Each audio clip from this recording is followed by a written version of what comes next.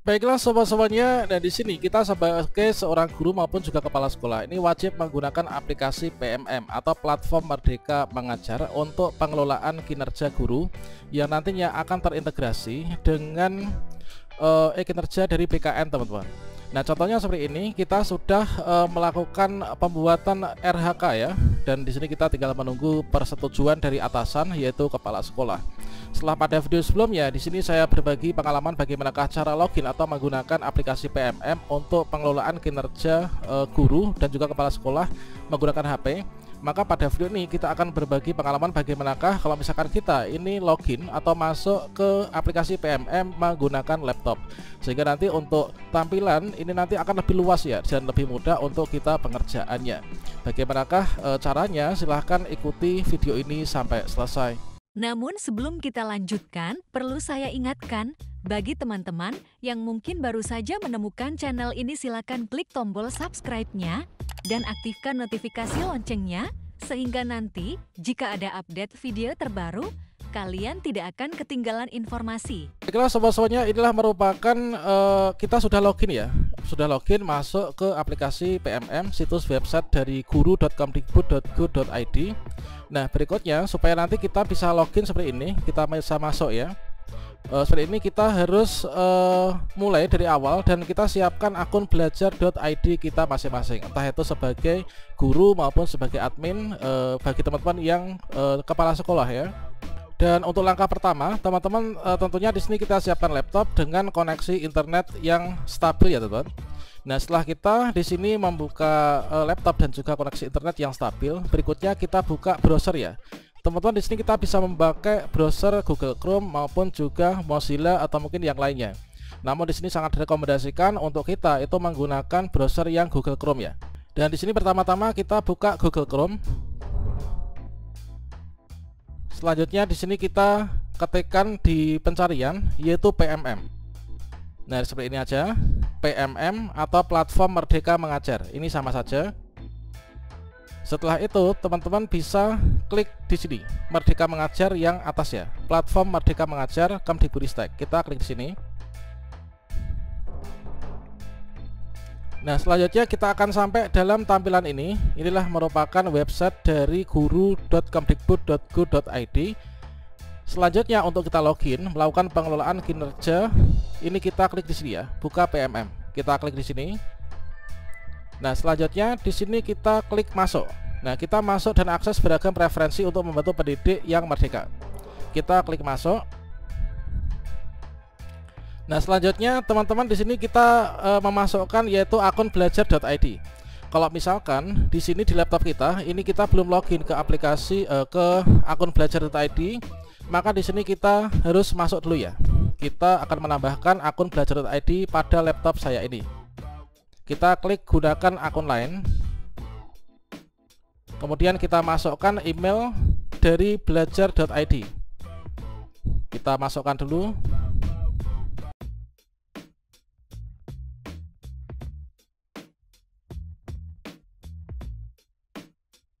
Ini adalah sebagai contoh untuk kepala sekolah, namun untuk guru ini sama saja teman-teman. Kita masukkan akun belajar.id-nya.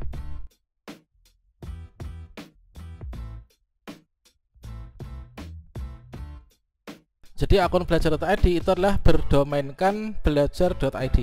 Untuk jenjangnya apakah SD, SMP ataukah SMA, ini tergantung dari kita memperolehnya dari Dapodikmana. Nah, setelah itu kita klik berikutnya. Kemudian kita masukkan passwordnya. Setelah kita masukkan email belajar.id, kita masukkan passwordnya ya.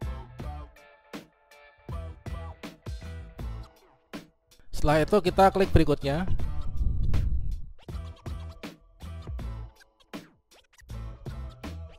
Nah, dengan demikian ini kita sudah berhasil login ke Platform Merdeka Mengajar melalui laptop teman-teman. Nah, ini kita bisa mendapatkan banyak sekali menu ya. Keuntungannya banyak sekali yang ada di akun belajar.id. Untuk dimanfaatkan mengakses guru.kemdikbud.go.id yaitu Platform Merdeka Mengajar ya. Kemudian setelah teman-teman masuk di sini, ini sebagai contohnya ini adalah akun kepala sekolah ya. Maka sebagai guru maupun juga kepala sekolah, maka setelah kita login, ini kita pastikan update yaitu di bagian profil. Kita bisa klik di sini di bagian akun.